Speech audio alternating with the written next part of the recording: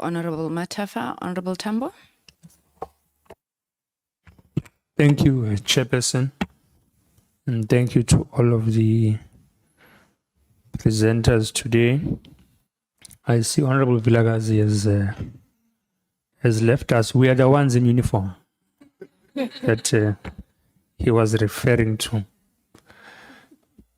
We are very passionate about the cost of data, but particularly the phenomenon of expiry of data and airtime.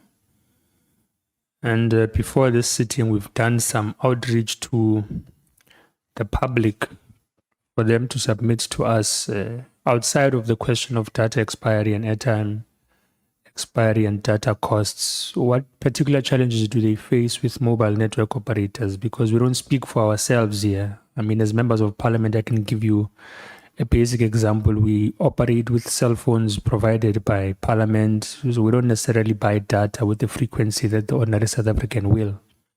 So those challenges are something we must also reach out to ordinary society to advise us as to what would they want.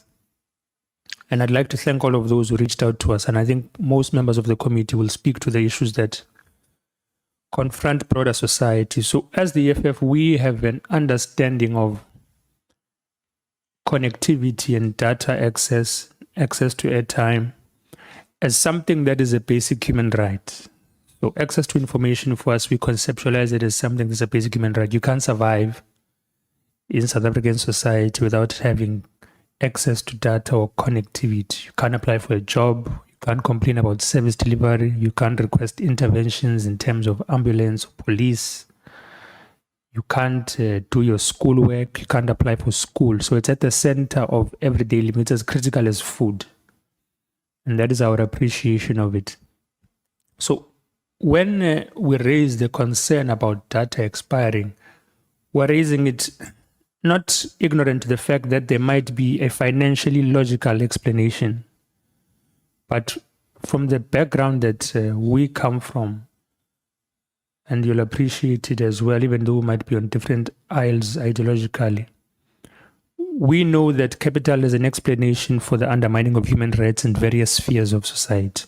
By capital, I mean private sector. I'll give you an example. A private hospital can justify denying a pregnant woman who's about to give labor assistance because she doesn't have a medical aid. They can justify not assisting someone who has been stabbed or shot because they don't have a medical aid to provide so that they can be given that service.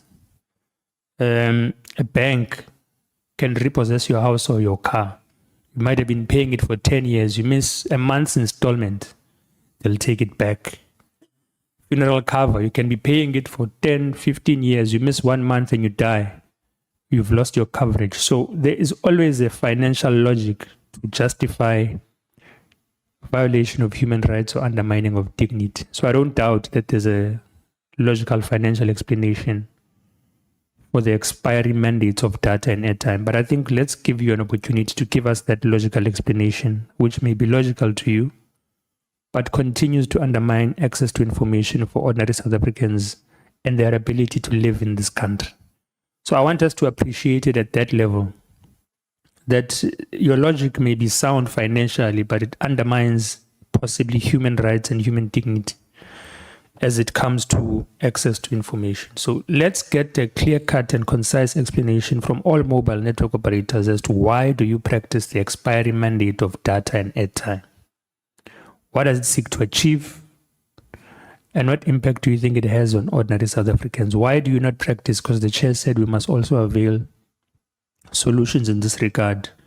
Longer rollover periods that do not require the user to be the one who applies for the rollover of the data, but automatically they roll over if you say for 3 to 6 months, because it becomes extremely exploitative in the manner that it exists in now.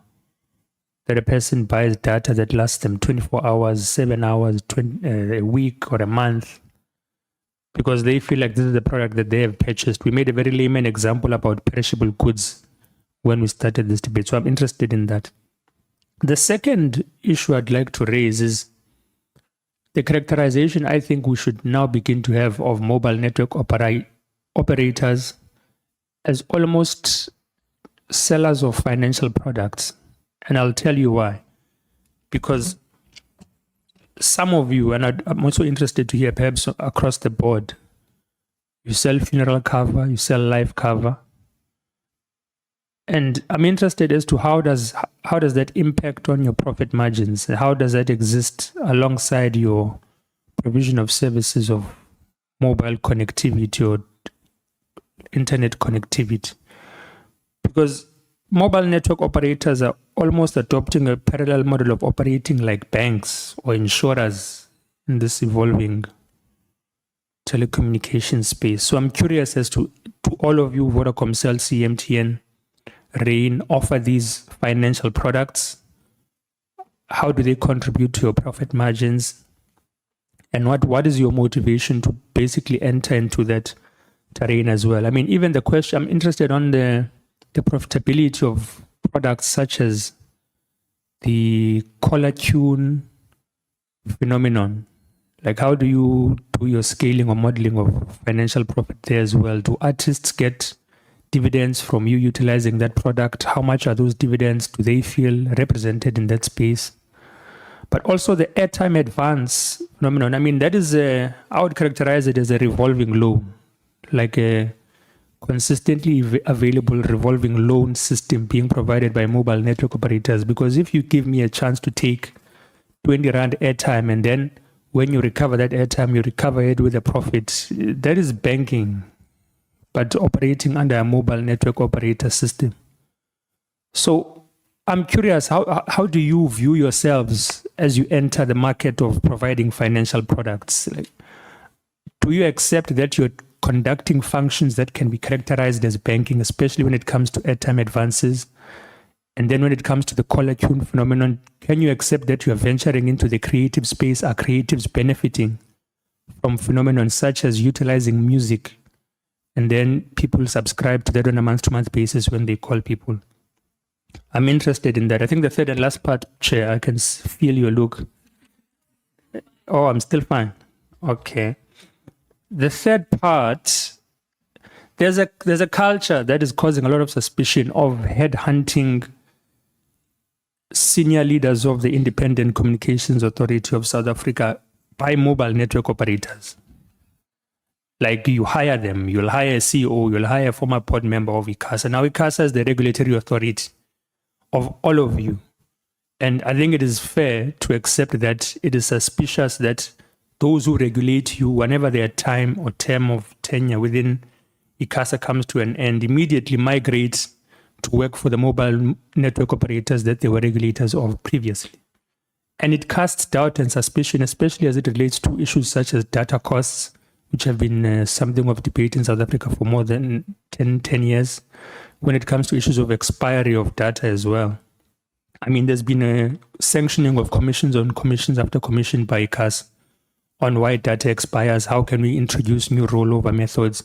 But they always end up in thin air. They always end up convinced by the mobile network operators that it would be more costly to abandon expiry mandates rather than sustain them. And then the very same people who are convinced by the mobile network operators end up in senior positions within the very same mobile network operators they were supposed to regulate. After that, I'm interested, is it a matter of you seeking expertise? Is it nefarious? I would hope it's not. But why is there seemingly an effort to recruit former regulators by mobile network operators? I mean, for example, the MTN group appointed Willington Gwebe as the chief of staff, who served as the CEO of ICASA for 5 years. Why? What expertise does a regulator bring to mobile network operators? Vodacom did the same thing with a board member, if I'm not mistaken. Yeah, a guy called Andrew Matsik worked for ICASA Council and then ended up at Vodacom. So I'm not saying you are engaged in time.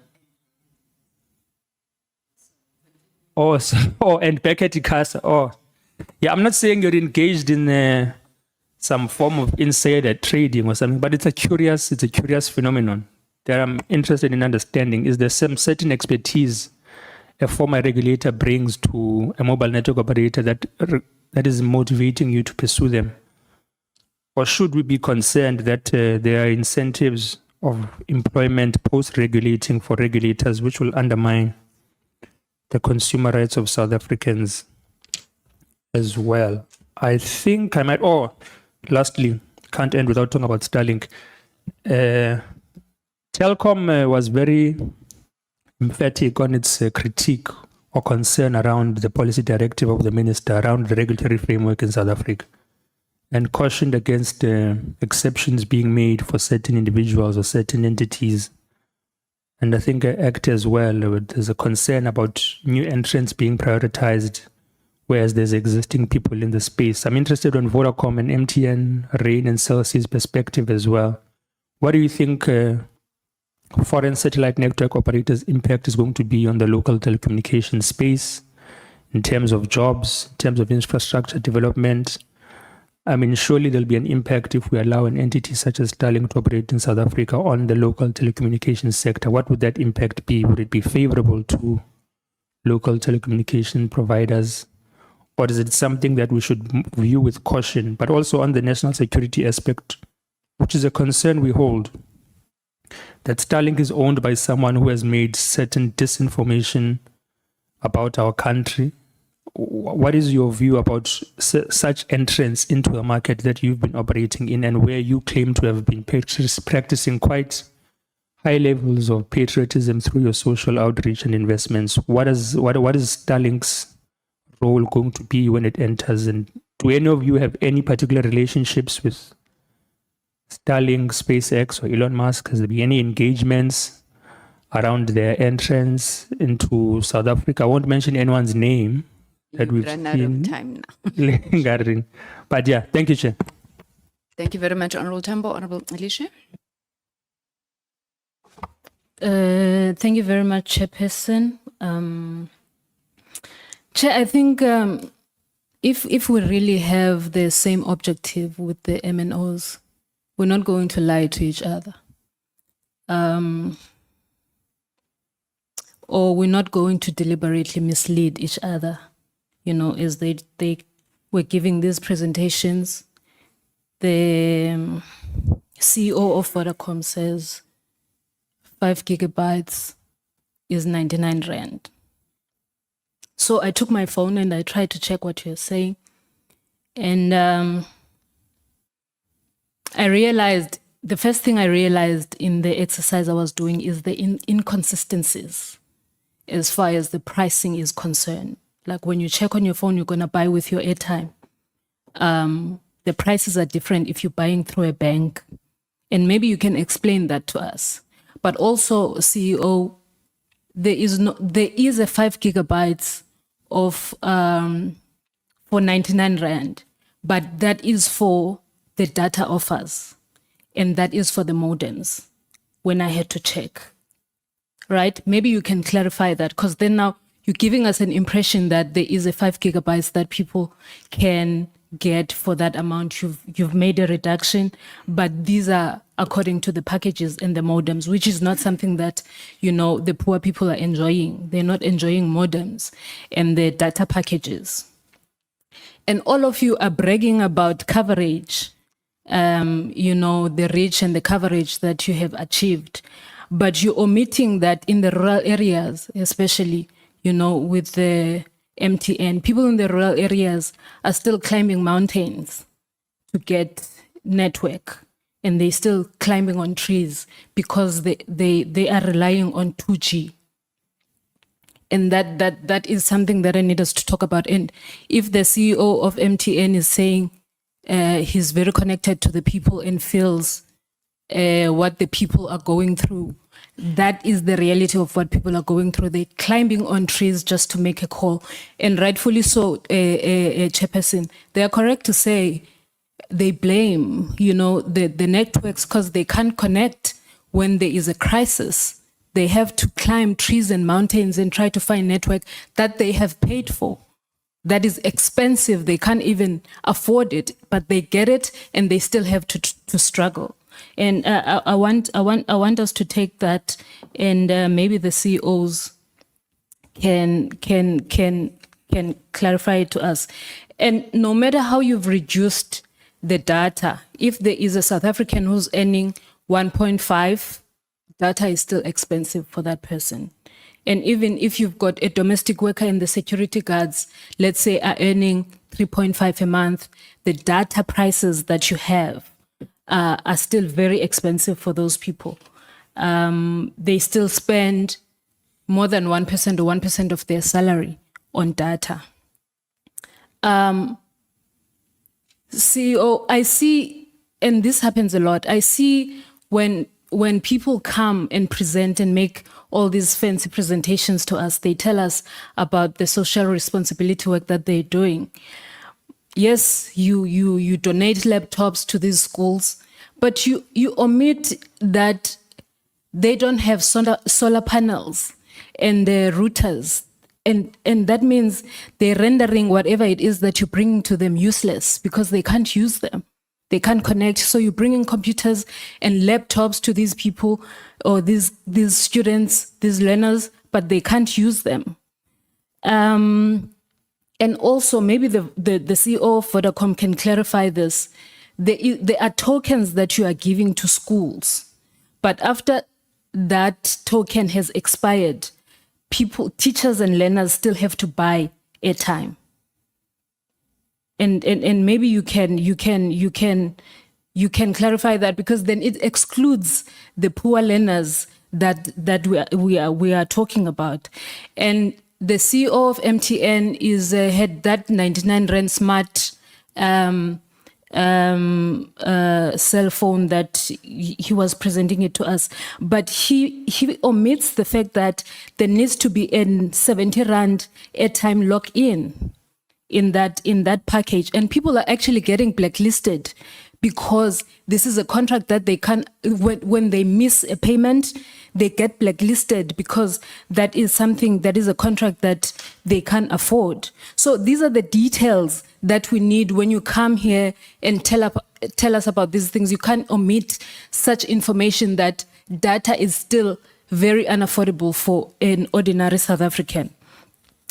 So maybe they can tell us, what you can tell us is that when are you reducing data and make it affordable for South African people, and stop focusing on making profit. And maybe they can tell us, Che, if they're making profits on this expired data, why are you so obsessed with expiration of data that a person has paid for? You know, maybe you can clarify that to us and tell us if maybe you are making profit. Another one, Che, is maybe they can tell us, why haven't you implemented the free data for grant recipients and students and unemployed youth? What is hindering you from doing that? Because you know that, like Komisa had said here next to me, that this is not luxury. It's something that our people need. It's no longer luxury, and I think we learned that from COVID-19, that having data has become a necessity. It's a basic need. Maybe another one, Che, Vodacom, we have it on good authority that you are selling customers' information to third parties, and this is something that is talked about. Do you make profit? How much are you getting from selling our information? Maybe you can tell us, why shouldn't we charge you for theft? Because that is not something that you should be doing.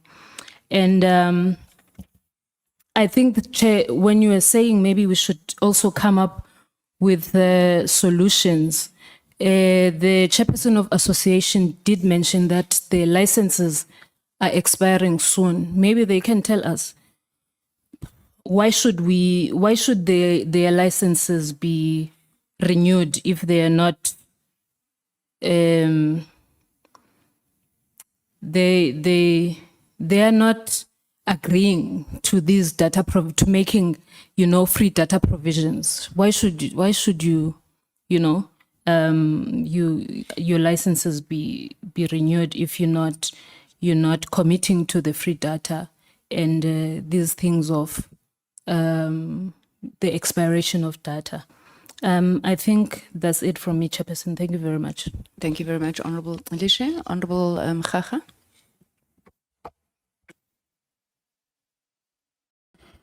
Thanks, Honorable Chair, honorable members, all officials in this platform. Good afternoon. Firstly, Chair, in my own language, just to extend a message of condolence to the people of the Eastern Cape. Silele izolo ingu-49, today sivuka ingu-78. And i-lifesavers sabakhupha sabakhala kula magobhe. The number is increasing.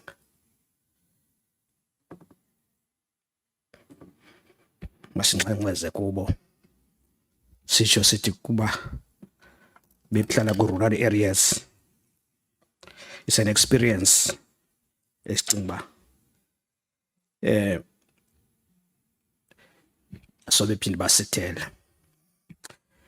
It's a reflection of staying in a rural area. That belt of KZN, Eastern Cape, which is mostly affected on a yearly basis, we must take responsibility, all of us, as people who are empowered to be in these offices. Chair, mine is to deal with the question of jobs vis-a-vis automation and higher unemployment rate in the country. While you are celebrating for the job creation, how do you reconcile the widespread implementation of automation, such as AI,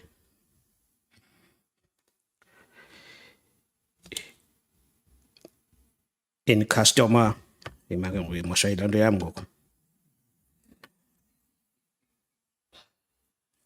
Yes. In customer service that displaces low-skilled workers in a nation grappling with unemployment. How do you balance the two? That we continue with this development, automation, but on the other side, there are workers who have got responsibilities. How do you then balance the two? The next question, your licenses impose essential social responsibilities to you. What consequences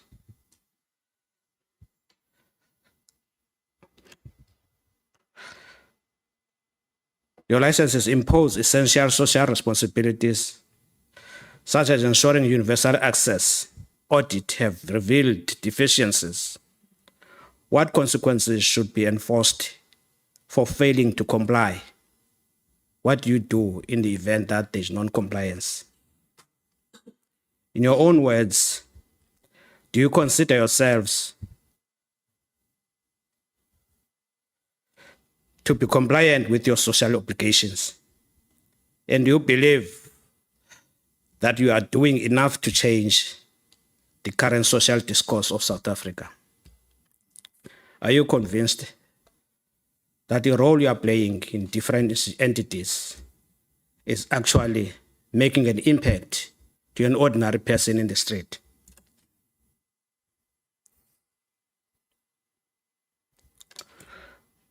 In what ways have you actively facilitated the transition from analog to digital to ensure that spectrum is available for the benefit of the public rather than for the profit-driven motives?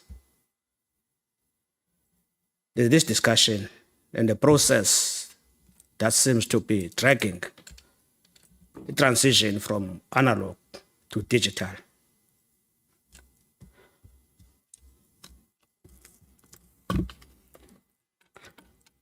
Bear with me, Chair.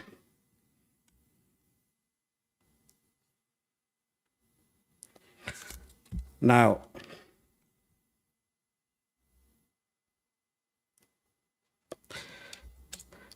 The next question, the Competition Commission has highlighted concerning practices that undermine fair competition within the sector. What measures are in place to ensure fair competition and prevent collusion in spectrum bidding on pricing? And my question seems to be cutting across all entities that are here. The last one, Chair, are profits from urban high-income users utilized to support the expansion into rural areas? Or is the rollout of these regions merely an afterthought of goodwill? In your maps, as you were presenting, you could easily identify a concentration of service delivery to metros and some urban areas. But in rural provinces, you could easily see that there's no focus and concentration in terms of your work. And surely a situation like what we are beginning to see in some provinces cannot be avoided. Because for the past 30 years, you have been focusing to these urban metro areas at the expense of the majority of rural people. And now then you begin now to change the shift and focus to prioritize rural areas so that they are at the same level. Because those are the areas that were victimized or a legacy of your apartheid. How do we then begin to change your mindset in ensuring that these people, these citizens, South African citizens, also are on par with their counterparts in these particular areas? Thanks, Chair. Thank you very much, Honorable Khaga. Honorable Potlani. Chair, ke a leboga. I think, Chair, this is the one meeting that did not happen for Honorable Sithole. He was looking forward to this sort of engagement because he would tell us, I was Emakaya, and you literally have to go on a mountaintop to just get a network. So yeah, may his soul continue to rest in peace. Chair, I think to thank you for this meeting and to say we must find ways to formalize future engagements with this sector of communications, and even if it's maybe twice a year, because these are the people that I think fall through the cracks, and this has really been informative. So we do not treat you as the other, but as colleagues have spoken as to how important you are in the building of this society. Perhaps a blanket question to all the organizations represented. Why do you make it so difficult for customers to exit from their contracts? You end up with people being blacklisted and you say, give me a month's notice that you want to leave. And even if it is your hardware failures that make people want to leave, there does not seem to be a respect for people taking your contracts and the choice and the liberty to then say, I want to exit. Why do you make it that difficult? And Honorable Tambo has spoken to the issue of the data cost. What is the science behind it? Is it really purely on an economic, a business sense that you take people and they invest in buying data, and at the end of it, you say, oopsie, it has expired? Is there a science to it, or is it just purely for your financial gains? And how do you think that contributes to nation building? How do you think that contributes to redressing the economic situations of South Africa? As organizations here, what is the status of really turning South Africa into an industrial zone, where we talk about the cost of devices being high, but is it not going to help us to start talking about manufacturing locally? I remember there was a story about a local company, but I can't remember, but I don't think it is happening at the scale that it should be, considering where we are as a country. Or unless you are able to provide further information on that, I will really appreciate that. I'm happy that the Telkom says we are all surprised that we have electricity. And this is exactly where we are. We are really surprised that we do have electricity.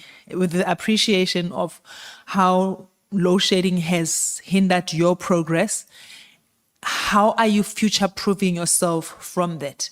Is there a lot of investment in solar energy? Is the solar energy enough for you to continue your operations? Because we have really spoken about the importance of having access to cell phone communications as society.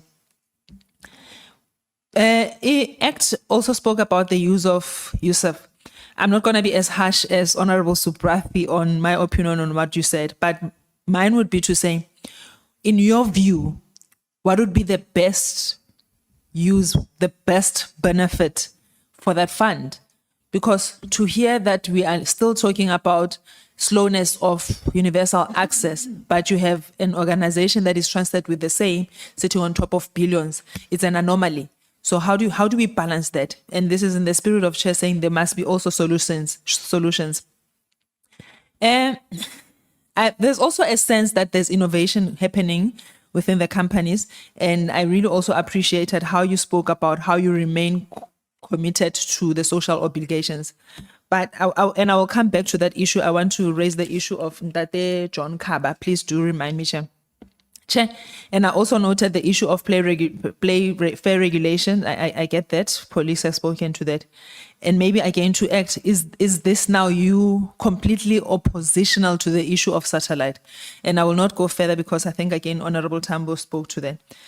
What I would like to really understand is the conversation about, to MTN, is the conversation about how you justify the cost to communicate being higher in South Africa as opposed to a country like Nigeria, for example. And when you juxtapose that with Telkom, for example, who are able to say in 2018, you could buy 1 gig of data for 449, and they were able to lower it in 2024 to 99 rand or something. I don't know if I've got my numbers correctly, but you know what I mean. And to say, if Telkom is able to do that, why are we not at a point? And the explanation that you were giving about the issue of dotting, to say because of the spatialness of South Africa, it then becomes very difficult for you to really invest in infrastructure that makes accessibility. That's how I understood you. That makes accessibility possible. But where do you find the balance? Why can one company do that and the other not be able to do that at all? Some and like my colleague is saying, where is the truth between all of that? And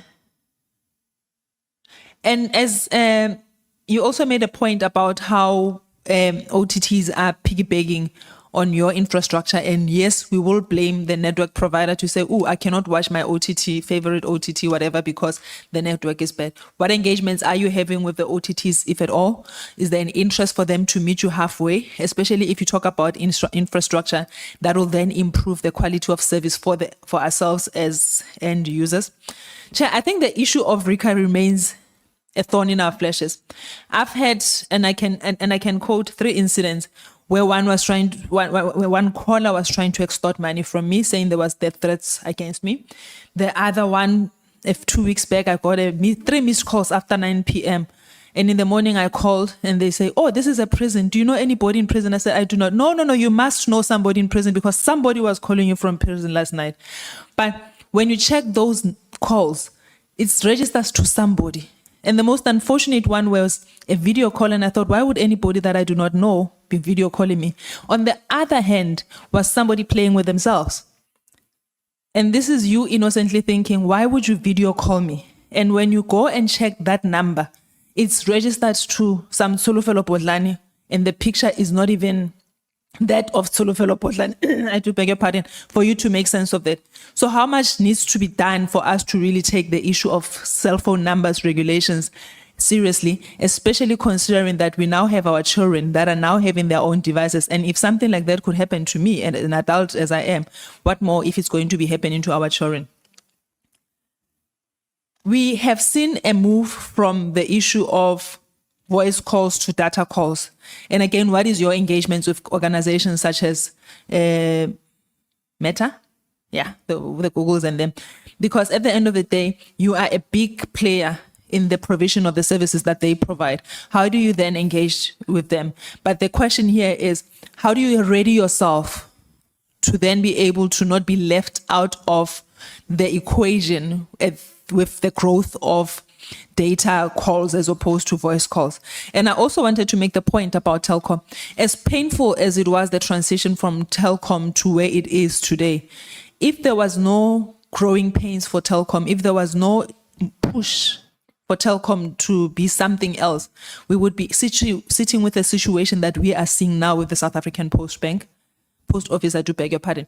But Telkom had that foresight to say, you move with the times. Now they talk about themselves as having data centers. A few years back, that would not even have been a thing, especially at least not on the scale that they are having here. So big ups to Telkom. Che, there's one mathematics that is really not adding up for me. Every operator says, MTN says, I have 99% of access representation. Celsi says, I have 96%. Telkom says, I have 99%. How many pieces of cake are there? So that this maths heads up. And I think Honorable Vilakazi tried to answer it to say, is the total not 100%? How could you all be sitting on over 99%? So please educate me. And this is exposing my ignorance. And while I do have time, there was a gentleman who reached out to me. He said his name was Mr. John Kaba. I hope I'm pronouncing it correctly. Dr. John. He says he is the inventor of the airtime advance. And he is again one of those people who is in court with Vodacom. And he says he's also the inventor of subscriber and device identification. I don't know how far that case went, but I think he reached out to me about a month or two ago. So I remembered when I saw Vodacom to say that is the issue. But that's not where I want to take it. I know Honorable Vilakazi spoke about the Please Call Me saga, which again, I think stifles innovation, stifles employees being able to say, this is an organization that I value. I want to also contribute to innovation.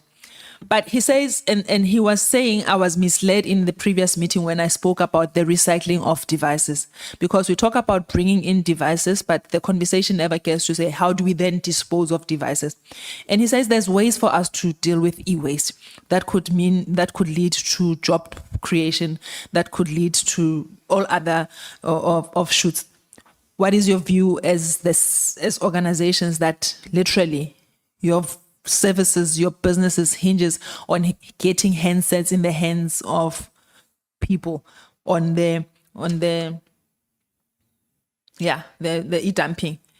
I think also the issue of Lastly, oh no, Charlie, remember last time I saved you time. Subanjalo. The problem is that I'm trying not to put on my glasses. Now I'm looking at my paper like that. And I was saying to Vila, as I'm writing, but halfway I will not be able to see my handwriting. But I think we have spoken a lot about social obligations. But and I appreciate all of you saying this is something that you do from the goodness of your heart. It did not need to be something that is regulated, that is required of yourselves. But there's also a feeling that you are not happy with how social obligations happen. In your world, what would be the perfect way for you to be able to say, this is what we give back, so that we also understand as we engage with yourselves, that it's not a matter of painting 3 crashes and building 2 schools. And by when you come back, those investments, as it were, have been vandalized, and then it's a waste of money. In your world, what would be the perfect way for you to say, this is how we give back? thank you very much, Honorable Bodlani. Honorable Makubele. Thank you very much, Chairperson. Perhaps let me also start by joining my colleagues in expressing our sincere condolences to the families in Eastern Cape, and our thoughts and our prayers are with them. To yourself, Chairperson, and your family, we pray for your strength and grace in this time, and we continue to honor the memory and the contribution of Honorable Stole. Thank you for the opportunity, Chair, and thank you for the presentations. Today, of course, we came to assess the compliance of USOs and the alignment of the operators with the ECA and all the acts that govern our telecommunications industry. And as members of this portfolio committee and myself and my colleague coming from MK Party, we are really guided by the values and the principles of total and complete freedom politically, economically, socially, spatially, culturally, and in knowledge and ideology. And it's important that we emphasize, as I'm going to start my presentation, that we stand by equitable access to resources and services, especially for the marginalized community, because that's where our constituencies are. And we don't view the USOs, as my colleague said, as a obligatory forced issue on operators. We really think this should move beyond that obligation of technical compliance.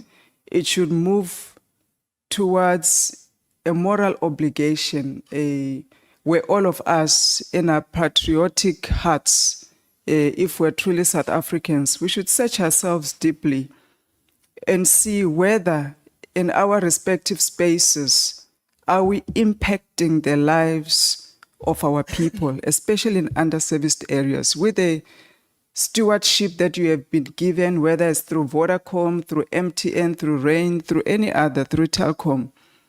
If you are to be really honest with yourself, have you impacted the lives of those that are less vulnerable, that really need the services that you offer? Beyond this burden of compliance, it's good we see the presentation of the operators, and all of them, they seem to want to align to the broader goals of the national development plans. The radical economic transformation is a question mark. But from where we are sitting, we've got a disconnect with the presentation and with our lived and experienced reality on the ground. And that's a fact. You see, every time you watch CNN, for instance, and you see Nigerian banks advertising on CNN, South Africans are not there. You see telecommunications from Africa advertising on CNN.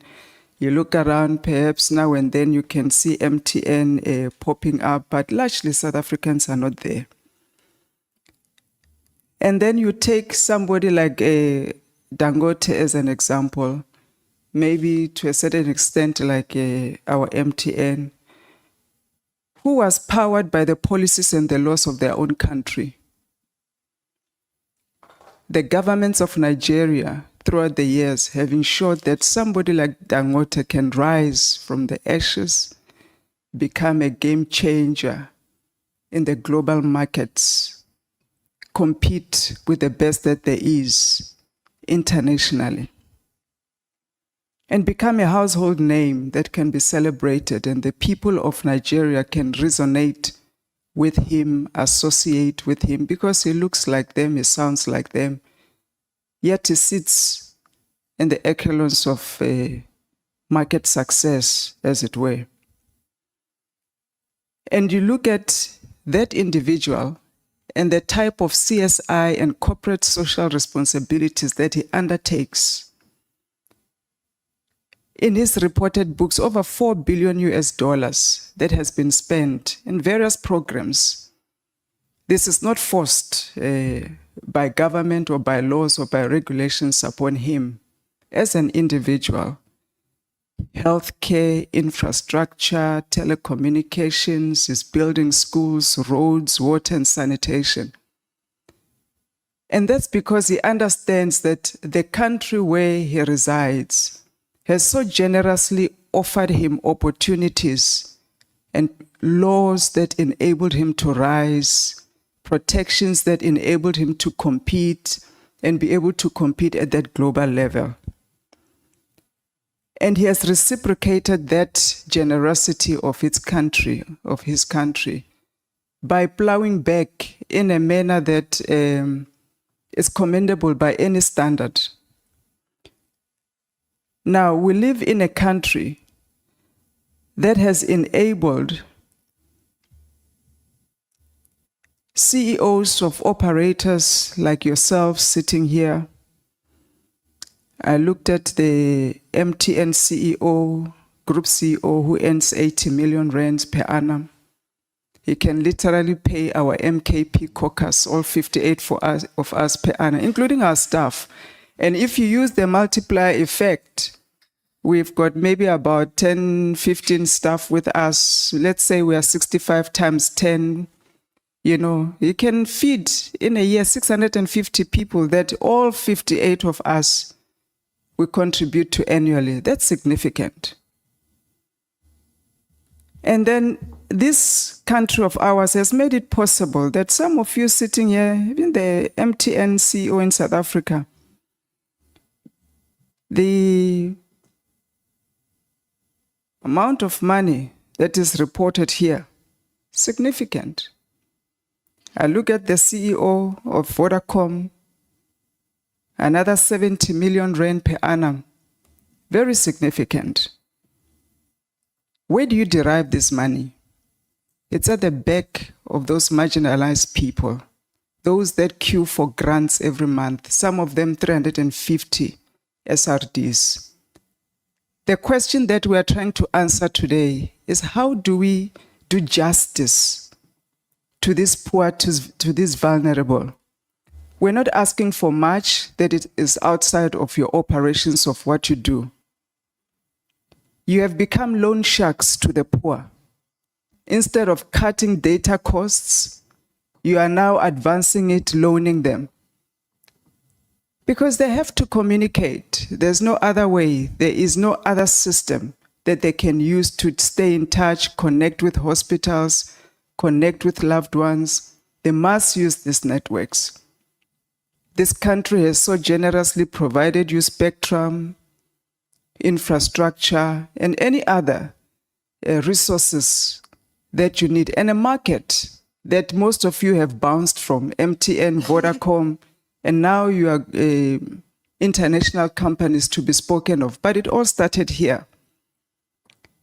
1994, 1993, some of you started to operate. We only have 24,000 schools in South Africa. 24,000 schools.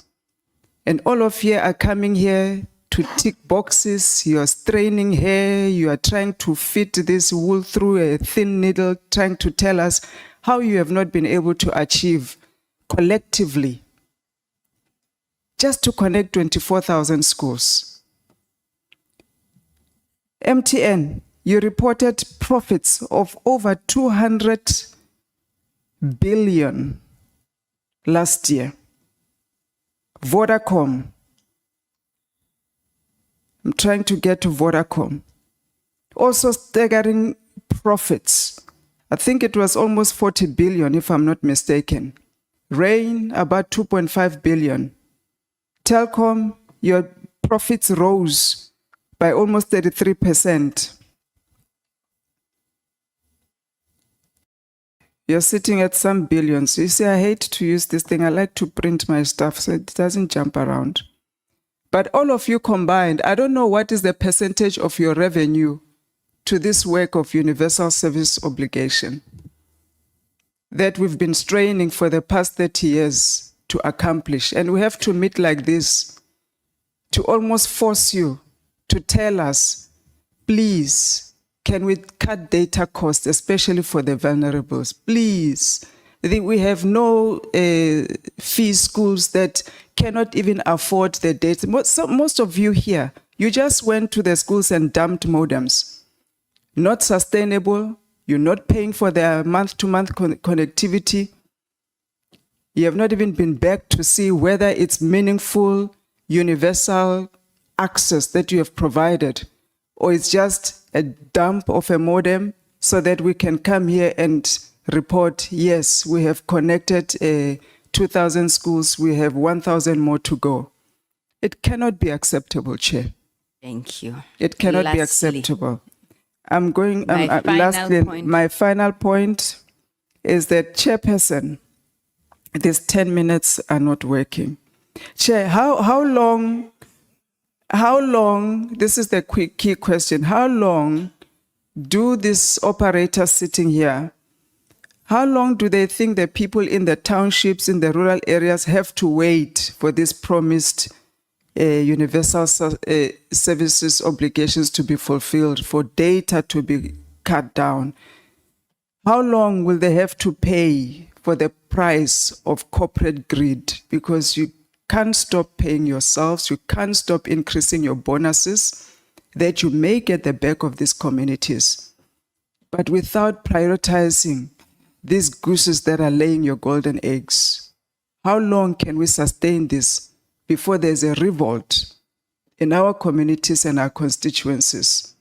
Because there is no moral obligation and no gratitude for what this country has offered these operators. Thank you, Chair. Thank you very much, Honorable Makwela. Honorable Shongwe. Thank you, Chair. Sanbonan futhi. Chair, idatha la Sorry, labazala. Honorable, last time ula ukhulume ngama necklace ne nama petrol. Ngiyakhumbuza. No necklace, no petrol today. Please. Thank you, Honorable Shonga. You may proceed. Akusiyimi, Chair. Akusiyimi. I got a formal complaint about necklace and petrol. You may proceed, Honorable Shonga. Fiscal framework where we No, sir. Or necklace de tayera, Chair. Oh, okay. No, Chair. Angixoliseli kakhulu kodwa ngiyayixolisela. But Chair, I had a lot of questions engizibhalela phansi. Now, CEO of MTN made me change all these questions and stick to what is important, because he spoke kamnandi as umuntu okhulele ekhaya. When he says he's one of those people who come from emakhaya, and he spoke of isimilo sakhe nokuyigqaja kwakhe ngekhaya lakhe. So, Chair, at one stage, Vodacom was visible in my township through choirs, Zamazayoni, clap and tap, sport and everything. MTN followed suit at certain time. Celsi tried. In the past 10 years, I don't know Gutibapi. I feel all these companies are now knowing Uguti Sebaku free way of just making money, profit all the way. Which begs a question from me, Uguti. Ama MNOs, what are you to the government? Are you partners? Or do you view government as a CSI project where you can just paint walls, boreholes, leave them there, give them t-shirts, leave them there, make money? Because all your profits are in billions. All your profits are in billions, and you are seriously making money now. You may hide up behind it. You can hear my salaries when serious salaries. Embarrassing, in fact, you guys are earning so much from our people laba bahluphekayo and bayekelile kanje. Chair, I want to ask Vodacom, what's the difference between Vodacom, no Minister wethu Soli, the communication, no Elon Musk? Do they share something yokungahloniphi umthetho wase South Africa na? Because uMinister uzamile ukuvulela Elon Musk through kususa iBE. Vodacom has been sitting nomuntu omnyama, Chair. Isikhathi eside ayekhotha aphinda abuye ayekhotha aphinda abuye, abafuni ukumkhokhela imali yakhe yento ayicreate yena. Vodacom, why are you doing this to a black person? You see, Chair, umkhonto wesizwe comes with into ethi we must do away with these Roman laws. Specifically, it's for this reason, that these Roman Dutch laws are destroying our people. You can't be going to court and what is this word? appeal. If this country can go back to Amakos, this nonsense wouldn't be happening. That guy tried on this thing yakhe le case yakhe le. Ube neskin esihle muhle umfana omncane. Right now he's getting old. Are you waiting for him to die before you say something or do something? Che, we are failing thina as a government, failing in South Africa ngalama MNOs. You chair sitting there have been trying to get these MNOs to come here. Since I started this parliament, you've been trying to get them to come here. These people are ruling us. So I don't understand. I want to know. That's my question. Ukuthi, ningobani nina? Who are you between nina ne government? Are you partners or nisibona as CSI projects? So ukuthi nisiphe nje ama giveaways sihlale lapha eceleni. That is very, very wrong. Number two, what I want to know, Chair, is that there are access to the suppliers of these apps, such as Netflix, X, and the rest. If I don't have a phone and have a SIM card that is Telkom, Cell C, MTN, and all the rest, I wouldn't have access to those apps if I'm not at home.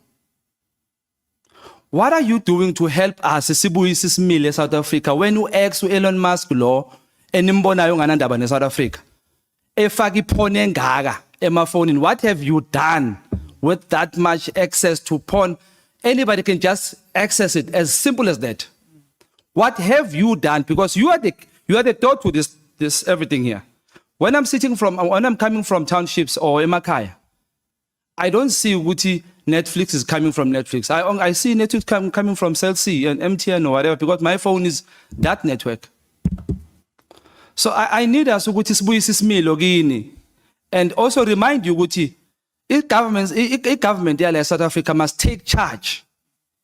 And you must follow suit in protecting our country. No would leave day to carelessly, so it's very, very bad in Denenza.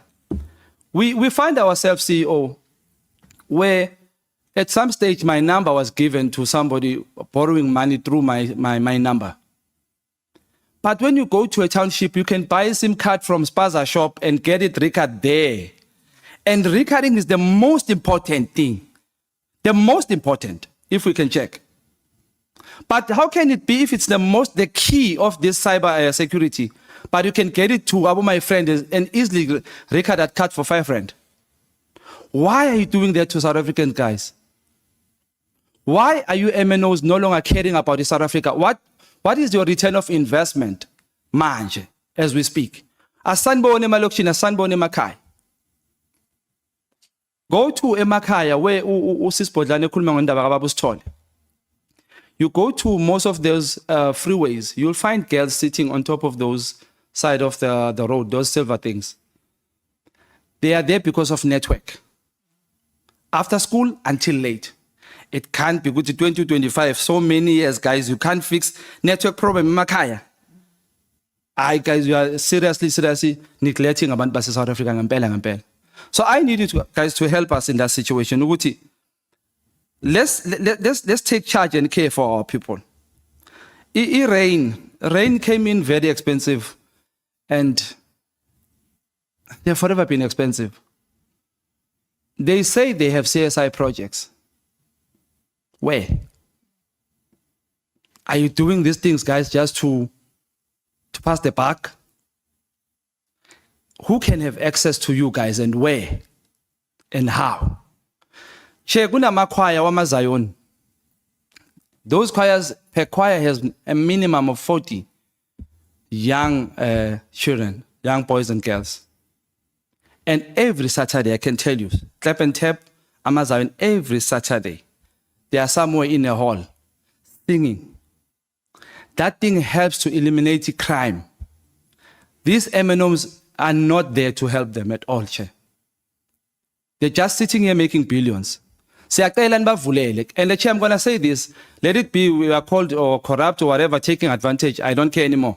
What we want is services to our people. Can you guys open doors for us? I'm bringing Lwabantwana Laba to you guys. Can I have appointment into your offices? Because they can't write proposals. They can't get access to you. They can't speak the language you want them to speak. And immediately they have a middleman in between. That person eats the money because he understands these processes. So I ask that you open your doors for those children. Crime is huge, guys. You should be playing a very huge role in eliminating crime in South Africa. So we ask that you do that. But I beg Vodacom, aniyeke le nonsense anibhataleni lo mfethu azokwazi asiphilise. Asafuna ukuthi siqoqe into ukuthi ubuyele court wenzakalani. Iyekeni le nto leyo. Thank you, Chair. Thank you. Thank you very much, Honorable Shongwe. Thank you, all members, for your inputs. In fact, I think it was an important way to end, Honorable Shong.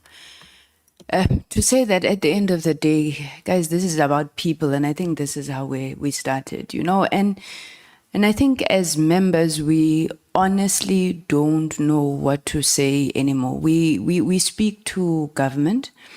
As a committee, we have instituted a quarterly session with the Department of Basic Education where we seek reports on school connectivity and everybody is just passing the buck.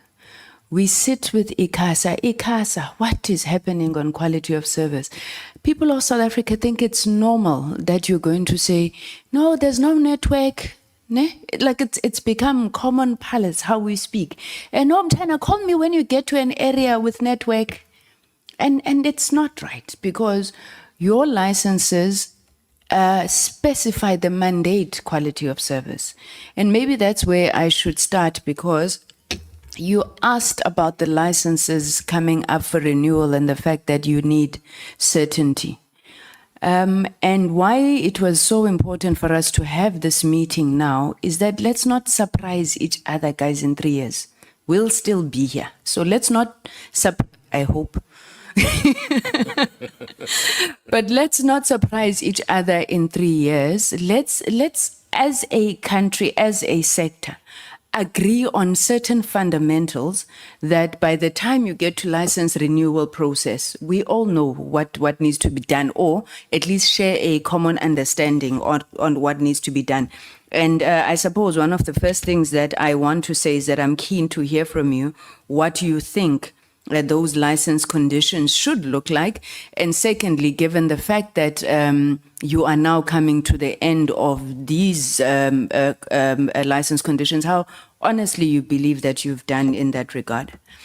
We're busy here fighting with Minister Malatsi for 30% BEE to be retained in the sector. I'm keen to find out from all of you what your HDI ownership is, because one of the questions that have been put to us that we find very difficult to answer is the fact that some of you as MNOs are not even in full compliance of that 30% HDI ownership. So if you could be specific, please, in terms of what those numbers look like. Then secondly, I would like to know in terms of your value chain. So right from upstream all the way to retail, what steps are you taking practically to ensure that they reflect the demographics of South Africa? Would you say, for example, that over this period that you have been in operation, you have managed to develop female, black network engineers who can run these networks? Would you say that you have managed to move from foreign owned technologies, that you're building sovereign technology with the muscle that you have, all these billions that are being talked about? Can you tell the committee to what extent are you really looking to contribute to those goals of the NDP, but also, as I'm saying, to ensure that you've really capacitated people who can run this network from a technical perspective? Connectivity coverage, that is not matching that Honorable Bodlani spoke about. My understanding of it, Honorable Bodlani, is the same issue that this committee has spoken about ad infinitum. This one builds, then this one builds, then this one builds, and all of them are building on top of each other. Then they then say we cover 90% of the country, all well and good. My first question is coverage versus connectivity. in your understanding, what is the difference? Because I think it was Telkom who told us they pass 21 million, 11 million houses. And I thought, what an unfortunate word, pass. Because that's exactly what's happening. They lay their lines, their fiber, and then they pass. Now, those schools, those hospitals, those what do they need to do, especially in terms of the social obligations, for them to have universal, meaningful connectivity? And what do you think your role is in that regard? Secondly, when it comes to school connectivity, what is your model? Because the members are right. We've been asking. So when you go into a school, you're given Zululwandle High School, Zululwazi High School that you must connect as part of your social obligations. We were told that you bring something like 10 megabits per second. Yeah. We would ask the schools, is there hardware? And the department says, no, the MNO says that they are not original equipment manufacturers, so they don't bring hardware. Maybe if you're lucky, they'll leave 10 tablets for a school, a whole school. So this connectivity, how do you understand it? And secondly, that which you deliver to these children, how does it differ when you're doing it under SA Connect and when you're doing it under the foundations, the many foundations that you have? Because we'll see very nice pictures of your foundations. You go to these schools, you paint, you do this, you do this. Then these other poor schools, because they are SA Connect schools, you think that they don't deserve, I don't know, perhaps the same level of attention. I got Honorable Tambo, those of us who have reached out to the people he's still here. I got a inbox which I actually want to share because I think it made the point that I wanted to make. This lady, her name is Kosi. She says she is a Makoti in the village of Egodini, Kwamhapati, Kusengqeleni. That's her message. There's only one network which is fully accessible for internet connectivity. It's Vodacom. No Telkom, no MTN, and certainly no Cell C. If you don't have a Vodacom SIM card, you have no connectivity. Needless to say, everyone has 2 to 3 SIM cards and 0 public Wi-Fi, etc., etc. Infrastructure sharing, guys, what is the problem? I've asked ICASA. ICASA says there's no problem. Because if she gets Vodacom there, it means that there's a tower. Why is Cell C, MTN, and everybody else not using that one tower? Because you then come to us and you speak about the fact that it's expensive. Personally, I'm really not impressed by all these 5 billion, 6 billions that you're rolling out every year, because you're just duplicating and building the same thing. Is there a reason why you are not sharing infrastructure? I don't know what the position of ICASA is around sharing spectrum. I heard that there's issues, discussions around radio access network. Would that not resolve our problem quite quicker, if I can put it like that? It's the same discussion we're having with Telkom and with Eskom and all those guys to say, why are you building these things and then hogging them? Why can we not share? And you know, it just leads me to think that it's about boys wanting to be seen who's got the bigger one. Why are we not able to just share these facilities? I am, honorable members, honestly, looking at time, so don't worry, I'm still within my 10 minutes. I promise you. This issue of data prices. There's been discussions that have been happening in the industry around market consolidation, where I think you are making the point that you believe that there's not enough space, and many of you are looking to merge and come into some sort of arrangements. What would be your view if government, say, was to appreciate the idea of market consolidation in exchange for the regulation of prices? Because I don't understand how Telkom moves from 99 Rand, I think it was Telkom or Cell C, to 79 Rand after the market inquiry. You tell us about, no, when they released Spectrum, our prices went down. Yeah, it just happened to be the same time of the market inquiry. But you were moving from 149, Vodacom and MTN. Telkom moved from 99. Now, if you can make a huge drop from 149 Rand to 89 Rand, everybody is going to ask how you did that, except for the fact that there was a lot of fat to cut. Please tell me that that is not the case. I won't speak on the issues of RICA. I won't speak on, there's many issues. I mean, there's a lot of issues that we wanted to raise, but perhaps some of them we can write to you. My final question is, would any of you have an objection to us seeking independent verification of these figures that you're giving here, especially with regards to auditing, some of the claims that are made, not because we don't believe them, but because South Africans don't believe them. People don't have jobs. People are struggling to get into business. And then they ask, who are these people? Who are these 221,000 people that have been supported over a year? So I'm keen to see how we could take such a process forward. Thank you once again, honourable members, for your engagement. Can I do same order or reverse order this time? Somebody said they wanted to be third. Same order. You may start. You may start. Who's starting? Mr. Molapisi, over to you.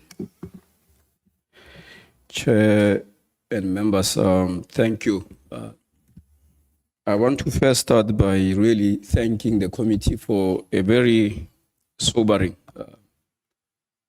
and I guess very robust engagement. Chair, I will theme the answers because there's some commonality in a number of questions that are being asked. But let me first start by saying that I'm a village boy of this country. I'm a son who was raised by Valet Molapisi, the domestic worker. I have a very clear conscience, committee members and the chair, and solid level of appreciation for the plight of our people. Whatever we're going to say here and that we're going to answer is going to come from a very sincere perspective. We have no interest and any benefit in misleading the committee and saying the things that we are not capable of doing or we have not done. But I want to say that we hear you. We hear you. Your voices are very strong and your concerns are very valid. And truly, some of the things that you are mentioning, you are not wrong. So we want to acknowledge you. We want to acknowledge you for being such a very engaging and provocative committee. It is the work of this committee that will serve the South Africans very well. So we don't take this engagement in a wrong, with a wrong spirit. We accept the fact that we must account and we have a responsibility to South Africa. So we are happy and excited about the manner in which you are going by your duties. So let's start there. There's a concern around a couple of things, maybe let's say price. I think there's a very strong concern from the committee members, Chair. There's a concern around the pricing construct of our business, around the expiry of bundles. So we need to all lean into that and maybe to explain. And of course, there's a very passionate plea around coverage. And there's also a very strong concern around the service obligations. Those are what I'm taking largely as a theme. There are individual questions that I'll attend to, but I want to answer them in themes because there are some that are common across different committee members. We received spectrum in this country in 2022. MTN spent 5.2 billion rand on the spectrum cost. And Chair, I will say that we are practically about 10 years late in the allocation of spectrum in our country. That 10-year late was punishing to us in terms of cost, but in essence was also punishing to South Africans in terms of the access to broadband infrastructure. We are now hard at work as MNOs. We're implementing the 5G spectrum, 3500, 2600, 800. It will take us a little bit of time to finalize the implementation, but we're making progress. We have reduced our prices. We mentioned earlier on about 46% price reduction of the 1 gig bundle. And Chair, you are quite rightly asking, if you're sitting on 149, how come you're able to accommodate 149 to 99? I will, however, Chair, in a way, request the committee to also, as we do the analysis and look at the study of global MNOs. And I think what you will find when you do a proper analysis of global MNOs, you will find that the return on invested capital across all MNOs in the world has declined. That the return on capital that we borrow has declined, and many of us are not able to meet the profitability to actually pay the loans that we get from the banks. So in science, in financial terms, we'll say our ROIC is close to WACC or below WACC. It is a global problem. That's why you see the markets in Europe are consolidating. India, which is the largest country, has got a huge number of people, can only take 2 or 3 MNOs. It simply cannot take any number with big numbers that they have. So the pricing construct, it is not, in our view, as exorbitant. If you check some of our bundles, I can check now, you get a bundle, hourly bundle, 3-day bundle. You get what you call my town offers, which are bespoke propositions that we give to people in different towns.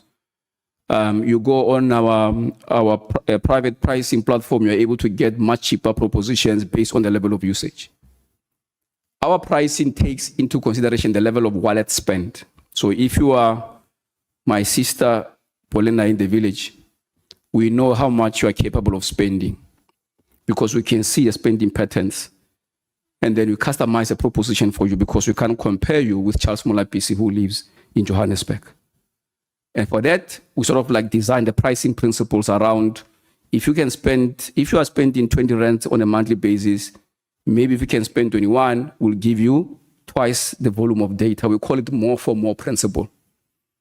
That we do largely for the vulnerable, the people who are largely in trouble in terms of spend. So we are very sensitive to that. I want to be very clear on that. Can we do more? I'm sure we can. But is there a lot of effort that we are making ourselves as MTN and the MNOs? I will say definitely. And I will ask that we look at that private pricing that we do for the poor. We are very careful in terms of how we price to make sure that the vulnerable get favorable bundles and more for more principle. The data expiry one, it just makes me think on, just to maybe highlight to the committee that the network is a finite resource. So the network does not exist in infinity, it's finite. So when you price for the network as a matter of principle, you need to price with the resource allocation in mind. So when I price and I create demand on my network, how much of the demand can I be able to sustain and can I be able to support? So for instance, if you were to say, I come to Parliament, there's a parking lot, there's a bay there, I pay for it. And then you say to Parliament, I'm going to be back here next year in March, and my parking bay must always be open for me because when I decide to use it one day at night, during the day, in the morning, on a Sunday, next week, next month, I must find my bay available. Here's what will happen to Parliament. To allocate that, they're going to have to create and build more parking bays because everybody who decides to come back later to access what they paid for will have to find that facility available. So when we do this, it is never to mislead. It is only because we say 7-day bundle, 3-day bundle, 1-hour bundle, we're giving it to you because we look at the resource on our network to say, for this volume of usage, we can afford to allocate the following resources because we don't have an overextended envelope in terms of capital expenditure. So it's really a construct that was never really meant to mislead. It is confusing, yes. Can the consumer sometimes find annoying? Correct. But when you apply the principle of resource allocation and you understand that Parliament cannot leave the parking base to one individual who will come back in the next 12 months and they must find available. If you buy a ticket to Mthatha, you can't say I'm going to use it again in December next year. and every time I want to get into a bus, I must find my ticket available. You can't, because what will happen is that the provider of this service must create as many buses as possible for that sporadic level of demand that has been created. So maybe to answer that question, sounds a little bit heavy maybe in terms of how we're explaining it, but in essence what we're trying to say is that it was never meant to mislead, but we can understand why customers might wrestle with the acceptance and understanding. But if the committee can also maybe, we can take you into our confidence and explain to you in level of detail, so it can help us to propagate this message that this was never intended to be a misleading proposition. But I will tell you that we do many propositions that our people should find affordable that are one-to-one pricing. That one-to-one pricing, we call it private pricing, bespoke private pricing, or CVM, customer value management propositions, which allows that we actually monitor your spend and give you according to the size of your wallet so that you don't penalize the poor. On coverage, let me deal with the 99% confusion. And Chair, I want to touch on the issue of sharing. Maybe let me start with that. I think you are absolutely correct. I think between MTN and Vodacom, and I stand to be corrected here, Mr. Mdlalosi, I stand to be corrected, but I think there's about 2,000 sites where we collocate, where you find MTN network on their side and you find Vodacom network on our side. There is that. And that's why today we're even exploring even further to try and lower the cost. We're exploring what we call security sharing. Because if we're sitting on the same site, it makes no sense that a security agent must go and run to the site to go and check if the MTN equipment has been vandalized, and 7 minutes later, rush back with a different car, different personnel to go and check if the Vodacom equipment has been vandalized. We've engaged a Comcom on that, and I think we'll be closing that. We've given ourselves as the two CEOs the next 2-3 months to try and bring that consolidation of sharing. What that will do for us is that a site is sitting in the remote villages, the provider of security can go in once. That will help us to bring the cost down. I want to assure you that we are completely hard at work to try and find the ways to bring the service in a cheaper way to service the rural areas. Security sharing, that's one of them. So where we can, we're going to be able to do that. So any possible sharing under the current construct of the rules, we're going to do. That will help us to be able to do that. So we're innovating around that particular area. And then also, what we'll call for is also where we can co-build and figure out how ICASA can support us in terms of, the rules can support us in terms of co-build. But the point you are raising is absolutely correct. In the past, it used to be about who's got the number of sites. The network advantage used to be a key differentiator in the past. So if I say I've got 25,000 sites, someone's got 12,000 sites, it's about who's big and who's got a better presence. But that has changed because many of us share the network, we roam on each other's network. So the network advantage, in essence, I think parity has come through. And therefore, the issue of network differentiation in terms of footprint is no longer the primary matter. We have to consolidate our resources and share so that we can create universal coverage to address that point. So I've dealt with price, expiry, coverage. And there's a critical point, Chair, that you made, and which I found very compelling. I think you asked the question of coverage versus access. I thought it was very smart question, because I think it is very easy to come and say, look, we are 99% covered or 98%, 96% covered on LTE. But of course, if in that village there's only one person with a smartphone, that coverage in essence is actually meaningless. And there are a number of interventions we have to do to address that. So first of all, we have to look at the device access. The device access and also goes to the point about device manufacturing. The device access is a collective effort. It's not just the MNOs. There are many other retailers who distribute devices in this market who also need to create affordable means to be able to bring the devices. I mentioned earlier on about MTN, what MTN is doing around devices, the 99 Rand smartphone. And Honorable Glisha, if I'm correct, I want to honestly correct you that the 99 Rand device for smartphone, I think you're confusing me with someone else. The 99 Rand smartphone for MTN, does not mean anything. Once you pay me 99 Rand, we take that 99 Rand, we put it aside for insurance. There's no obligation. There's no obligation for you to recharge. And if you don't recharge, we block. There is nothing like that, not on the MTN device. And I'm very happy to put that forward. It is the innovation of its own kind in this country and in the continent as we speak today, that we're the only MNO who's doing this at scale. And we're very proud about that because we understand what we need to do. So, Chair, I'm going to go back and maybe look at the individual questions just to make sure that I've dealt with all the questions one by one. Chair, you'll have to tell me how much time I have. Yeah, I'm having to impose time on you as well, the CEO. Okay. I'm going to try and answer if you got. There were quite a number of questions which were asked. And I think there was a question around our role within the Stage Digital Company. I think the question was asked by Honorable Vilakazi.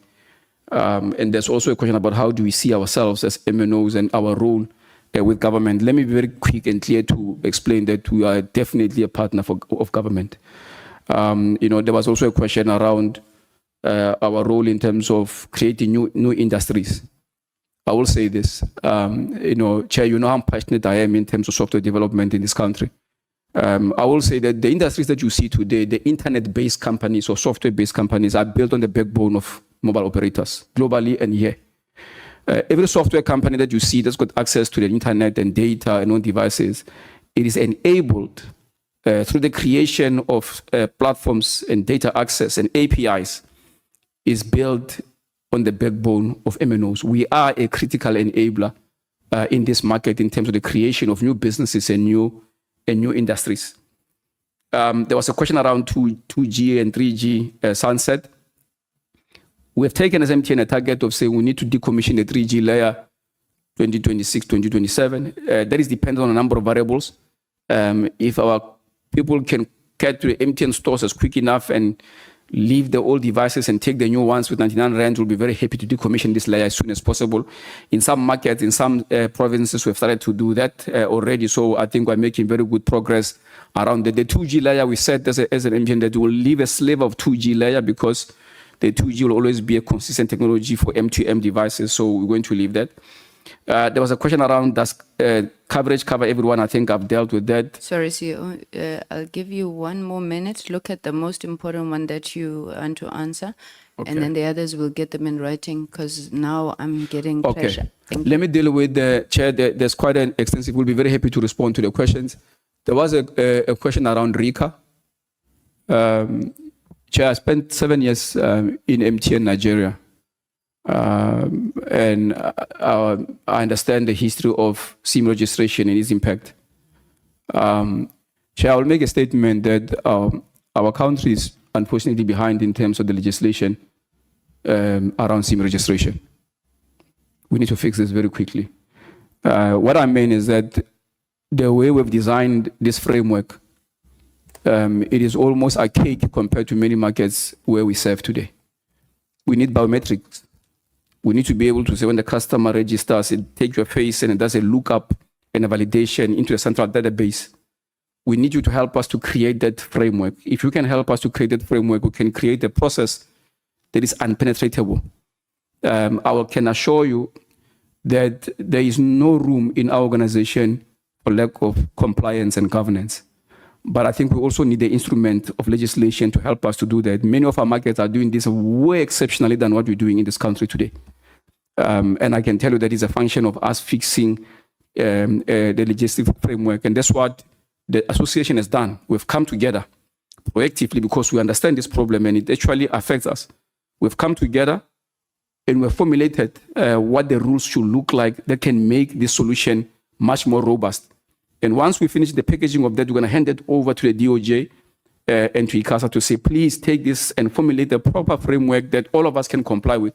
When you do that, you will make sure that you don't do this and this one does that, and you create some form of uniformity.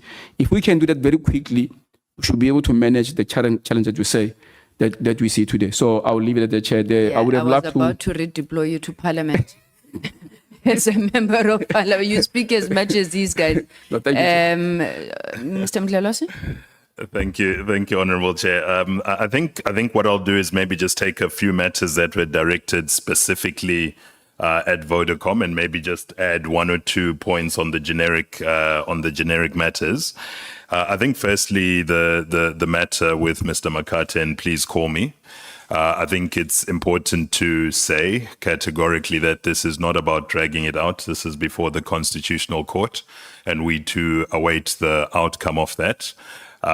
We have in various ways tried to engage and come to a table. We simply have not agreed on quantums, and it's before the Constitutional Court. So I think just to leave that one there for the moment.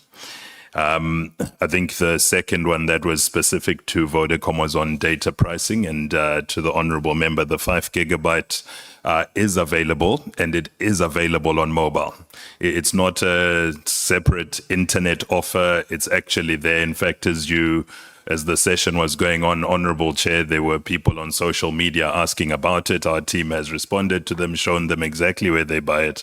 It's fully available. It's not hidden somewhere. It's actually there. And part of it, Chair, lies the problem around the price of data, of which some of it is around the perception of the price of data, which we will need to work on harder to ensure that that is more available. The fact that you are not aware that is available is part of the challenge for us to make you aware of that. And I think those are some of the elements. You're correct, Honourable Member, in terms of some of the different channels of what you can find maybe on a banking app, but you can't find it here and so on. Within our business, there's different ways to distribute our products, if you like, so to sell our bundles and so on. And each of those different channels, if you like, have different commercials that you need to pay. So what you can maybe sell on this channel will cost you a little bit more there. And so there might be different prices on different channels, but ultimately the 5 gigabytes is available for customers. It's available on all of our channels that we distribute directly. So just to put that one categorically and make that clear on that. I think the data expiry one is also, Honourable Chair and members, what you've raised passionately. And maybe I can join my fellow CEO and give a separate example to try and explain the matter, which has been spoken about at length. The data pricing that we price for is based on how we dimension the network. So we say this is what we need to input into the network to create the network to be able to carry the data, and therefore we charge on the basis of that. If one was looking at the price of making something fully available all of the time, it is obviously more expensive than dimensioning it differently at different times. And so to buy a data bundle is not like buying a loaf of bread. Buying a data bundle is buying access to something, almost like buying a Gautrain ticket. You can buy a Gautrain ticket for a week, for 2 days, for a return, for a month, and it's the access that it's giving you to that service. To just reiterate and maybe use it in this example, if you were creating an endless accessibility to something, it would almost be saying that you want to build a 5-lane highway right across the country, because it must always be able to take 5 cars at the same time. And you would build that road network, if I'm just using roads as an example, you would build a 5-lane highway all across the network through every road. The end result of that, Honourable Chair, is it will actually push data costs up. So the very fact of bringing the validities down is an ability that we have and a tool that we have used to make the entry points more affordable for people who want to use them at a more affordable entry point. And therefore we dimension the network accordingly that way. That's part of the journey. The longer validities are available on the network. But you'll see that the shorter validities, and another honourable member spoke about prepaid, actually those bundles are cheaper because there are pro-poor bundles, because they are within the poorest towns that we have, the top 2,000 towns and so on. So those two things are linked, and that's how one should look at and think about these things. But again, happy to send a more detailed response to the committee. There was a question specifically to Vodacom on foreign ownership. Vodacom Group is indeed owned by 65% by Vodafone Group. This gives us a few things, Honourable Member.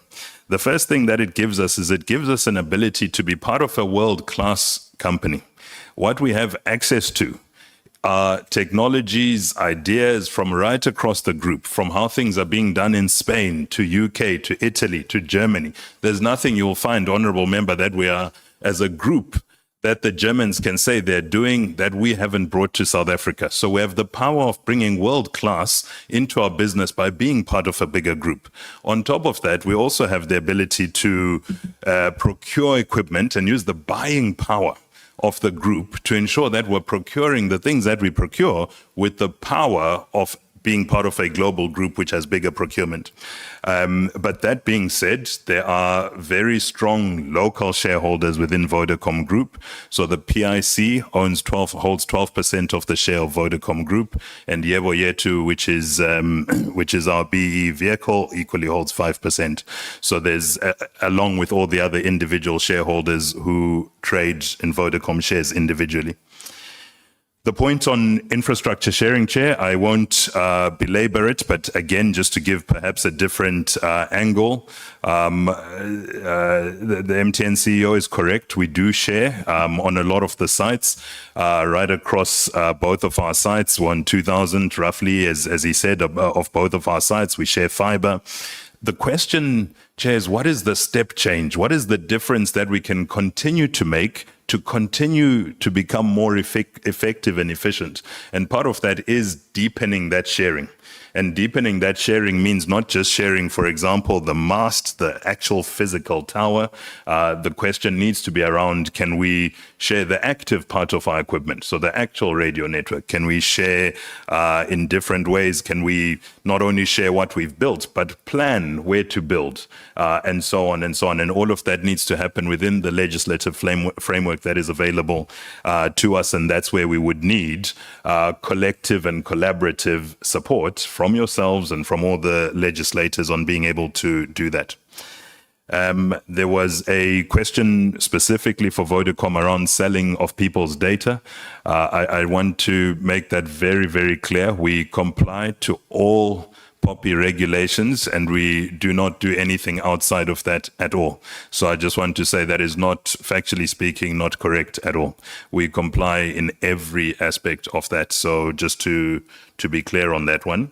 On RICA, this is a big challenge for many of our customers. Many people's data is stolen in terms of their phones are hacked and so on. And the key element on RICA will be that switch. We've been working as an industry collaborative with the Department of Justice, but it is to make that legislative switch to enable and enforce biometric registration. A registration that links that when someone registers for a SIM card, that registration needs to link back to the Home Affairs database, to the harness database, and give and be a point that can verify that. And unless that happens, it doesn't continue. So really bring in the biometric element, but also start to limit, for example, legislation that limits the number of SIM cards that one person can own. And those are the kind of legislative measures we need to be able to collectively deal with the issue and improve the RICA framework and registration legislation. 1 minute, CEO. Thank you, Chair. Another specific one on Vodacom, in fact, it was for all, was about exiting contracts. Important to say that when contracts are entered into, particularly most of those involve a device. That's part of that contract. And what has happened with that device is, as an MNO, we've gone and we've procured the device from the OEM. We have put money into that device to reduce the cost of it. So we've invested in it on the basis that a customer will be with us for 24 months or 36 months. If that customer is going to leave early, then we would need to recoup the price or the cost of the device. And so that's some of the complexities that sometimes come up with regards to the different areas. Honorable Chair, I think I will leave it at that, and maybe all the others we will bring through in writing. Thank you. Thank you very much, Mr. CEO. Thank you, Chair, and thank you to the members of the committee. Likewise, like my colleagues as well, we really acknowledge the concerns, and we're really here to actually find solutions across all of these. So I think, Chair, I'll touch mostly on the ones that are directed at Telkom, but also some that are a little bit industry specific. So I think the question of infrastructure sharing, I think you're really spot on that one. we, as MNOs, we're actually not really competing at an infrastructure level anymore. I think infrastructure sharing should be encouraged. We do, however, have been engaging ICASA and also the Competition Commission on some of the issues that could potentially be seen as collusion. And I think we are being listened to, and possibly you guys could also help us to expedite those processes to make sure that at least the rules around the game of infrastructure sharing are actually quite clear to everyone, and we don't find ourselves in a spot of bother with regards to the Competition Commission. So I really encourage that. On the question of data expiry, I think my other two colleagues have really vented on this one, trying to sort of explain the impact on the network itself in terms of how you create capacity and how that would actually impact and push on the input costs of actually creating even a gig of data. The other view is actually for every airtime that hasn't been utilized by the customer, because you've sold a service and you haven't delivered on that service, you actually have to put a contingent liability on your balance sheet.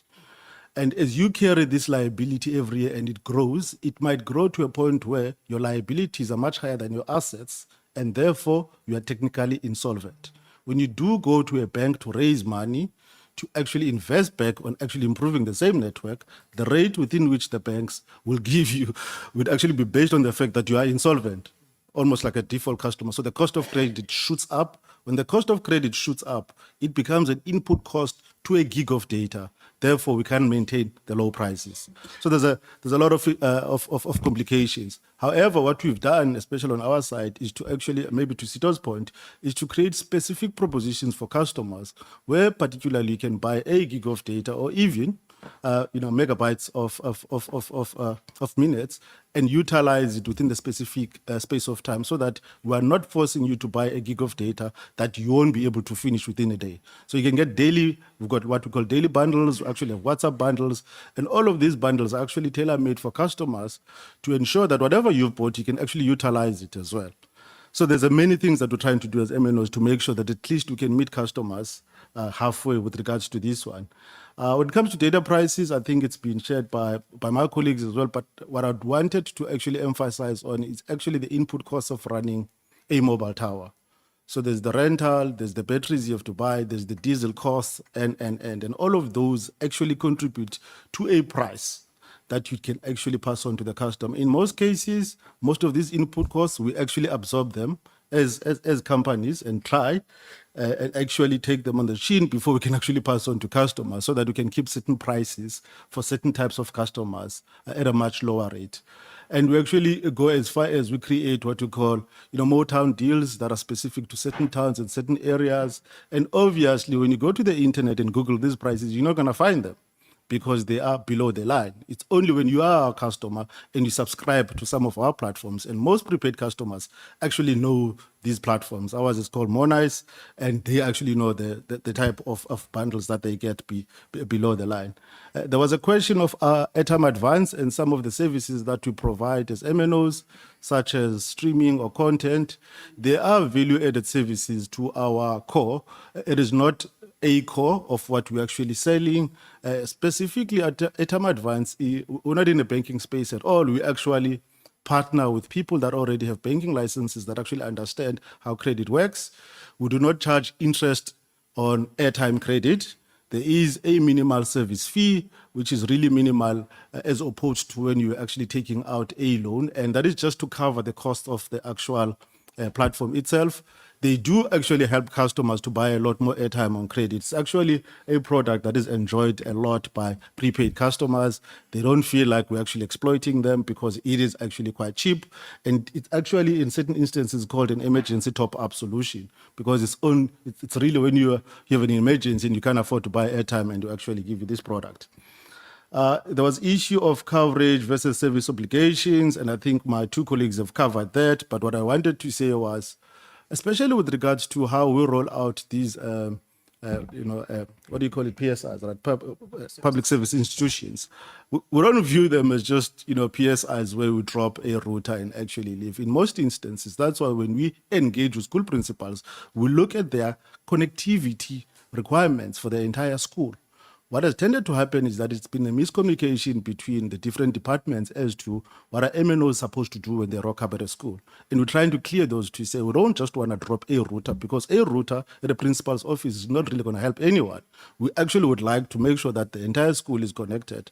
In certain instances where we have mobile towers in some schools and we actually have backup power in the form of solar, we actually do share it with schools, because in some instances you realize the schools is not even electrified. In most instances, sometimes we actually help them with gas stoves and actually gas itself, so that they can actually cook food for the kids. So we actually look at total solutions. Where you find us, where we've just dropped a router as an example, which is not something we're not proud of, it's because we're not finding each other with the school principals. It's actually not really, playing ball or not even allowing us. We haven't dropped a router and left it there, but we just dropped it so that we don't incur the cost of reverse logistics, so that we continuously engage with the school. I'm going to come to the past one, right? I'm going to come to the past one so that I can also allay your own fears. So we actually drop it, engage, and then go back when we found each other with the school to actually connect the entire school. When we talk about homes passed, it actually means we've built the highway. You actually don't have houses as yet. That's how the network is actually built. The intention is to actually connect everyone there. And not most people usually want to connect to fiber, because customers have got different needs. In some instances, they just want a fixed wireless router, and that's what they use in that particular home. And in some instances, they actually use their own phones to connect everyone in the house. So it's basically dependent on each household if they actually want us to actually pull a fiber line into a house is actually much cheaper for us. To pass homes is much more expensive because we have to pull it from far away. So our intention is to actually connect everyone, and it depends on each home if they actually want to be connected. In some instances, we've dropped what we call an ONT and said, here's a free service that you can use, and if you do like it, after 3 months, you can engage with us if you want to sign up as a customer. And we've actually created prepaid fiber products so that you can buy fiber almost like a prepaid customer on mobility as well, so that we can make it cheaper for people. The difficulty is if you don't create the infrastructure and you actually pass that time without doing that, to go back becomes much more expensive. That's why we sort of laid out Chair and the members of the committee. There was an issue that was raised on OTTs in terms of, can we really limit access to these OTTs and what they allow our people to do? The answer is it's a difficult one. We don't own the actual application itself, so we can't regulate the content or even block it. And in certain instances, if you do that, you actually have to block the entire country to have access to the internet, in essence, because broadband services are actually provided as such. However, we've been engaging with with the department as well, as to, can we expedite the regulations around OTTs? So, for instance, in Dubai, you can't make a WhatsApp call because it is regulated and blocked that you can't do that to protect the MNOs in that country. You can use WhatsApp on data. So these things, we've seen them elsewhere that they can potentially be done.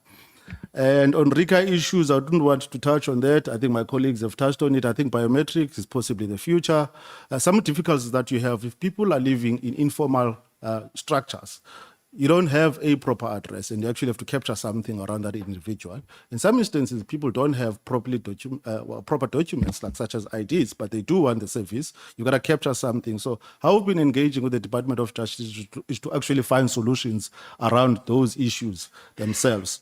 The balance between AI and people, I think in most instances, AI is actually enabling people, but we do spend a lot of money and investment in actually upskilling people so that they can participate in this world that is becoming much more AI-enabled, so that they have the skills to actually do that rather than be caught up on old skills that are not necessarily needed by industry.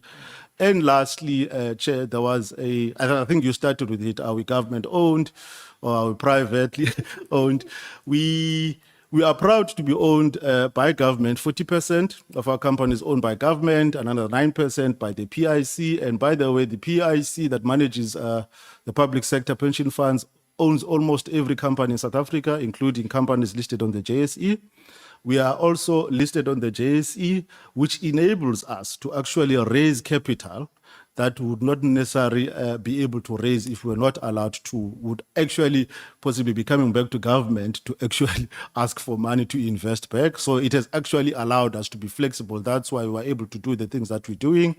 And we're also very grateful that we've been able to do that. And lastly, we are exempt from PFMA, so we actually have a little bit of agility in terms of how we procure the services, because we do compete with the guys that are largely privately owned, and they play by different rules, and you have to play by those rules to be able to survive. And I hope that actually answers the question. So at this point, Chair, I will rest, and I think we'll sort of maybe do maybe a physical submission if there's anything that I've missed. Thank you very much. Thank you very much. Madam CFO? Thank you, Madam Chair. I am quite aware that time is of the essence. I think the biggest question for Salsi was more in and around our growth. So let me try and touch on that. We believe that our model best suits where we are as an industry.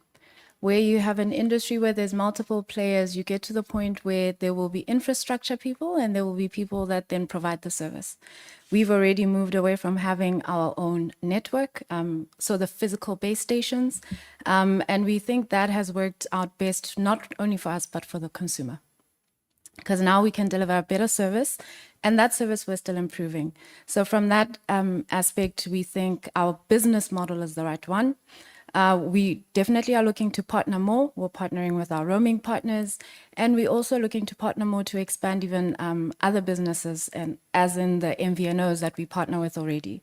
And we think the MVNO models are important to the industry at large, because they do add a different layer of competition to the services we provide. So you can never be complacent as a telco, because now we're all, the playing field is way open. And we believe enabling this competition is quite important.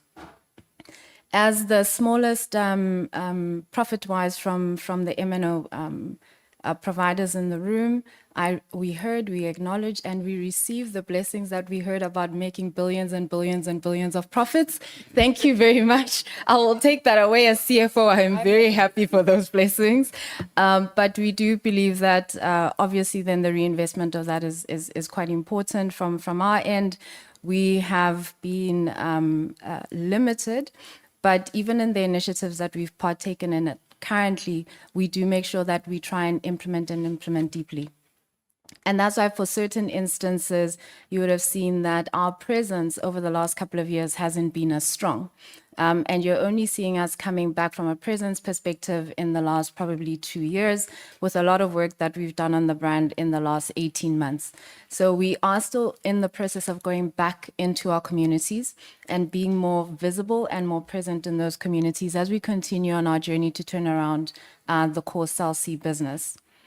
On most of the other topics, I think the CEOs have definitely covered. There's elements that we will cover in writing and come back to the committee on those. Thank you very much. Over to you, sir. Elfie, I just want you to be aware that you will come after Act if you have any comments you'd like to add. Yes. Thank you very much. I would like to start off by just answering the question whether we are partners or whether we see government as a social obligation. I think all the MNOs stand here firmly resolute that we are actually partners with government, but this partnership is a two-way thing. And the reason I'm saying that specifically is with regards to these public service institutions. So we've been given a mandate to connect them, and everybody that's sitting here understands that what is currently the requirement is not sufficient, to be honest. The requirement says provide connectivity. And then when you get to the school, there is nothing to provide connectivity to, right? So we've been trying to figure out what is it that we need to be doing with the Department of Education or the Department of Health to actually provide a meaningful solution instead of just providing a connectivity solution. Previously, in our previous obligations, we were working with Centec, who, when we get to a school and we provide connectivity, there would be a LAN set up, there would be a lab where there was actual equipment that the people could use. And now where we're standing is that we can't even get to get off the starting block with the Department of Education and other departments as to it must be more than just providing a router. We understand that very well. When we do provide these services, from our perspective, these services are not charged for. It's a public service institution. We do not charge for these services. We maintain and we also monitor these services to make sure if anything happens, we come back to the beneficiaries to get them up and running. I just want to touch on the infrastructure sharing. I mean, everybody understands that this is actually the way, this is the future. It's going to reduce the cost. It means that we've got an opportunity to change our input costs. The one thing that we're sort of not addressing is the infrastructure providers themselves. They are not regulated. So they make our lives a bit difficult when we want to start sharing and they start imposing additional taxes on our sharing regime. So you've got ICASA that's saying sharing is a good thing, everybody must go towards sharing. And then when we start to do that, there's additional costs that we do not plan for. It makes it difficult for operators to manage their input costs when you know that somewhere, somehow, somebody's going to hit you with a 10%, 20%, 30% tax because we are sharing with somebody else. With regards to AI, I think at RAIN we are quite bullish on AI. We don't see AI as a replacement of people. We see AI as a multiplier. We are using it to be as efficient as possible. We want our people to be the ones that assist AI in making our services better. We do not intend for AI to start replacing people. We want AI to be assisted by our people to make us more efficient. With the two points raised directly at RAIN, the issue of the network and the quality of service, yes, definitely this is a headache for us. Every single day we're trying to get better. We understand our limitations and every single day we are trying to get better. With the issue of price, Honorable Shongwe says RAIN is expensive, has always been expensive. We believe that we are providing the best value in the market. And the reason for that is if you look at our products are geared towards providing home connectivity, not an individual user having a gig or 2 gigs or whatever. So when that person leaves the house, they take their internet with them. We are anchored at home by providing unlimited home service, and then we are providing the residents of the house two mobile services free of charge as part of our product construct. So in terms of value, we definitely believe we provide the best value in the country. In terms of whether it's expensive, I think we need to be looking at what exactly is the value that we are providing if we want to compare it to somebody else. Are they providing similar value if you compare the services that we are providing?